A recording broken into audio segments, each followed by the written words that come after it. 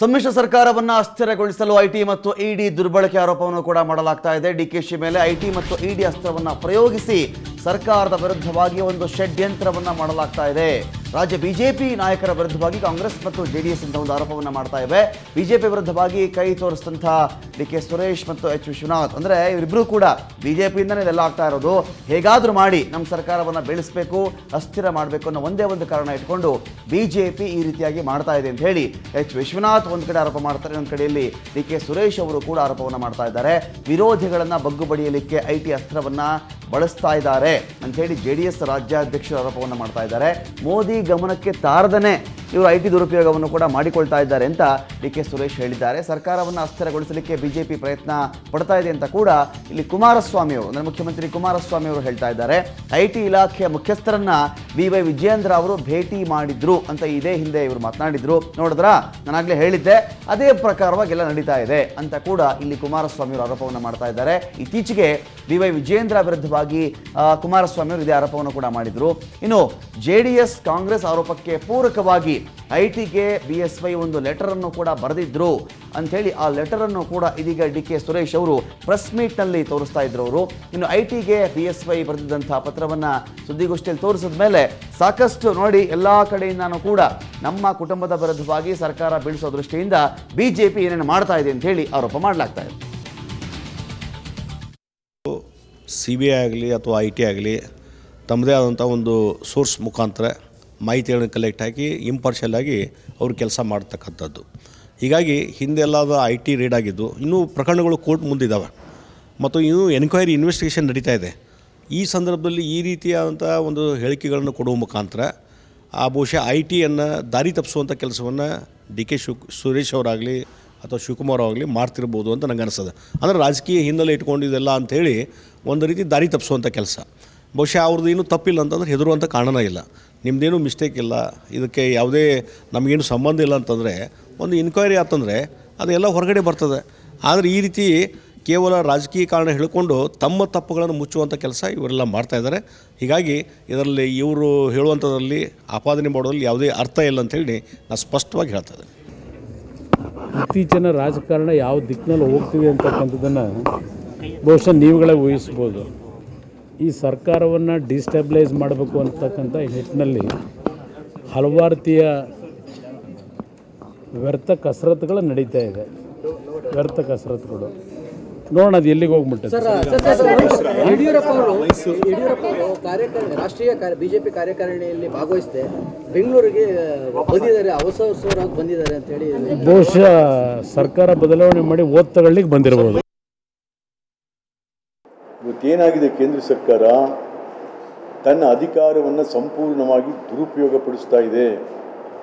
ಯಾರು ಅವ್ರ ಮೇಲೆ ಮಾತಾಡ್ತಾರೆ, ರಾಜಕೀಯವಾಗಿ ಅವರ ವಿರುದ್ಧ ಹೋಗ್ತಾರೆ, ಅವರೆಲ್ಲರನ್ನೂ ಕೂಡ ಹತ್ತಿಕ್ಕುವಂಥ ಕೆಲಸ. ಬರೀ ರಾಜಕಾರಣ ಅಷ್ಟೇ ಅಲ್ಲ, ಸಾಹಿತಿಗಳು, ಚಿಂತಕರು, ಪ್ರೊಫೆಸರ್ಸ್ಗಳು ಅವರನ್ನು ಕೂಡ ಇವತ್ತು ಅರೆಸ್ಟ್ ಮಾಡುವಂಥ ಸ್ಥಿತಿಗೆ ಏನೋ ಒಂದು ದೊಡ್ಡ ಹುನ್ನಾರ ಇವತ್ತು ಮೋದಿಯವ್ರನ್ನ ಜೀವಕ್ಕೆ ಅದು ನೋಡಿ ಇವತ್ತೆಲ್ಲದರಲ್ಲೂ ಕೂಡ ನಾವು ಮೀಡಿಯಾದಲ್ಲೂ ನೋಡ್ತಿರ್ತೀವಿ. ಈ ಬೆಲೆ ಏರಿಕೆಯ ವಿಷಯ ಜನಕ್ಕೆ ಚರ್ಚೆಗೂ ಬರಬಾರ್ದು. ಅದ್ಯಾವುದೋ ಲಕ್ಷ್ಮೀ ಹೆಬ್ಬಾಳ್ಕರ್ ಬಗ್ಗೆ ರಾತ್ರಿ ಬೆಳಗಾನ ನೋಡ್ತಿರ್ತೀವಿ, ಇನ್ಯಾವುದೋ ರಮೇಶ್ ಜಾರಕಿಹೊಳಿ ಬಗ್ಗೆ ಬೆಳಗಾನ ನೋಡ್ತಿರ್ತೀವಿ ಅದನ್ನೇ. ಬಟ್ ಈ ದೇಶದಲ್ಲಿ ಆಗ್ತಕ್ಕಂಥ ಆರ್ಥಿಕ ರಾಜ್ಯತೆ ನೋಡ್ತಾ ಇಲ್ಲ ನಾವು. ಎಲ್ಲೋ ಒಂದು ಕಡೆ ನಮ್ಮ ಮನಸ್ಸನ್ನು ಡಿವೇಟ್ ಮಾಡ್ತಕ್ಕಂಥದ್ದು ಕೂಡ ಜನರ ಮನಸ್ಸನ್ನು ಬೇರೆ ಕಡೆ ತಿರುಗಿಸೋವಂಥದ್ದಕ್ಕೆ ಬೇರೆ ಬೇರೆ ರೀತಿಯದ್ದು ನಡೀತಾ ಇದೆ. ಸೊ ಹಾಗಾಗಿ ಇವತ್ತು ಏನು ಇಡಿ ಮತ್ತು income tax department, finance department of the union government is totally misused by the union government. ನಾವು DK ಶಿವಕುಮಾರ್ ಪರ ಇನ್ನೊಬ್ಬರ ಪರ ಅಲ್ಲ. ಯಾರಿಗೆ ಅನ್ಯಾಯ ಆಗುತ್ತೋ ಅದ್ರ ವಿರುದ್ಧ. ಹೌದು, DK ಶಿವಕುಮಾರ್ ಪ್ರತಿನಿಧಿಸತಕ್ಕಂಥ ಕಾಂಗ್ರೆಸ್ ಪಾರ್ಟಿ ನಾವು ಒಂದು ಭಾಗ ಸಮ್ಮಿಶ್ರ ಸರ್ಕಾರದಲ್ಲಿ DK ಶಿವಕುಮಾರ್ ಒಂದು ಭಾಗ ಅಂತಲ್ಲ. ಬಟ್ ಅವ್ರಿಗೆ ಅನ್ಯಾಯ ಆಗ್ತಾ ಇರ್ತಕ್ಕಂಥ ಸಂದರ್ಭದಲ್ಲಿ, ಅನಾವಶ್ಯಕವಾಗಿ ಇಡಿಯಿಂದ ಕಿರುಕುಳ ಆಗ್ತಾ ಇರ್ತಕ್ಕಂಥ ಸಂದರ್ಭದಲ್ಲಿ ಡೀಟೇಲ್ಸ್ಗಳಿಗೆ ಪ್ರತಿನಿಧಿ ಆನಂದ ಬೈದನ ಮನೆ ನ್ಯೂಸ್ ಡೆಸ್ಕ್ನಿಂದ ನೇರ ಸಂಪರ್ಕದಲ್ಲಿದ್ದಾರೆ. ಆನಂದ, ನಾವು ಕೇಳ್ತಾ ಇದ್ದೀವಿ ಒಂದು ಕಡೆಯಲ್ಲಿ ಇಲ್ಲ ಇವರು IT ದುರ್ಬಳಕೆ ಮಾಡ್ಕೊಳ್ತಾ ಇದ್ದಾರೆ, ED ದುರ್ಬಳಕೆ ಮಾಡ್ಕೊಳ್ತಾ ಇದ್ದಾರೆ, ಮೋದಿಗೆ ಗೊತ್ತಿಲ್ಲದಂತೆಯೇ ಇಷ್ಟು ಕೆಲಸಗಳಾಗ್ತಾ ಇವೆ ಅಂತ ಒಂದು ಆರೋಪ, ಇದು ಕಾಂಗ್ರೆಸ್ನ ಕಡೆಯಿಂದ ನಾವು ನೋಡ್ತಾ ಇದ್ದೀವಿ. ಇನ್ನೊಂದು ಕಡೆಯಿಂದ ನಾವಿಲ್ಲಿ BJP ವರ್ಷನ್ ಕೇಳಿದಾಗ ಇವರು ವ್ಯವಹಾರಗಳು ಕರೆಕ್ಟ್ ಆಗಿದ್ರೆ ಯಾರು ಏನು ಮಾಡಿಕೊಂಡ್ರು ಇವ್ರು ಕಾನ್ಫಿಡೆಂಟ್ ಆಗಿರಬೇಕು, ಅದನ್ನು ಬಿಟ್ಟು ಏನೇನೋ ಮಾತನಾಡ್ತಾರೆ, ಸುಖಾಸುಮ್ಮನೆ BJP ಮೇಲೆ ಆರೋಪವನ್ನು ಮಾಡ್ತಾರೆ, ಕೊಟ್ಟಿರ್ತಕ್ಕಂಥ ಲೆಟರೇ ಫೇಕು ಅಂತ ಕೂಡ ಶೋಭಾ ಕರಂದ್ಲಾಜೆ ಅವರು ಮಾತನಾಡ್ತಾರೆ. ಏನು ನಡೀತಾ ಇದೆ ಬಿಟ್ವೀನ್ ಕಾಂಗ್ರೆಸ್ JDS ವರ್ಸಸ್ ನಾನು ಹೇಳ್ತಾ ಇದ್ದೀನಿ ಇಲ್ಲಿ BJP ಅಂತ? ರಮಾಕಾಂತ್, ಇವತ್ತು ರಾಜ್ಯ ರಾಜಕಾರಣ ನಡೀತಿರುವಂಥ ವಿದ್ಯಮಾನಗಳನ್ನು ಗಮನಿಸ್ತಾ ಇದ್ರೆ ಈಗಿರುವಂಥ JDS ಮತ್ತು ಕಾಂಗ್ರೆಸ್ನ ಸಮ್ಮಿಶ್ರ ಸರ್ಕಾರದ ಅಸ್ತಿತ್ವಕ್ಕೆ ಧಕ್ಕೆ ಆಗತ್ತಾ ಅನ್ನುವಂಥ ಪ್ರಶ್ನೆಗಳು ಕೂಡ ಮೂಡ್ತಾ ಇದೆ.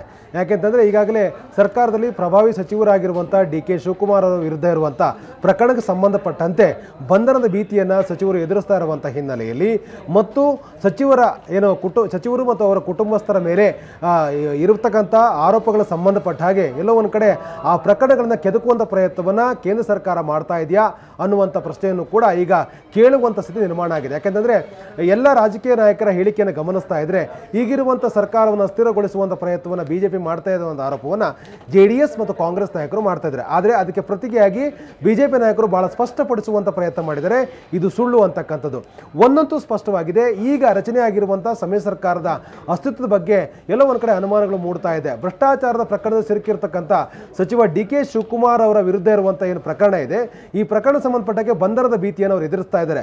ಆದರೆ ಇಲ್ಲಿ ಅವರ ಬಂಧನಕ್ಕೋಸ್ಕರ ED ಮತ್ತು IT ಬಳಕೆ ಮಾಡ್ಕೊಳ್ತಾ ಇದ್ದಾರೆ ಅನ್ನುವಂಥ ಮಾತುಗಳು ಕೂಡ ಕೇಳಿ ಬರ್ತಾ ಇದೆ.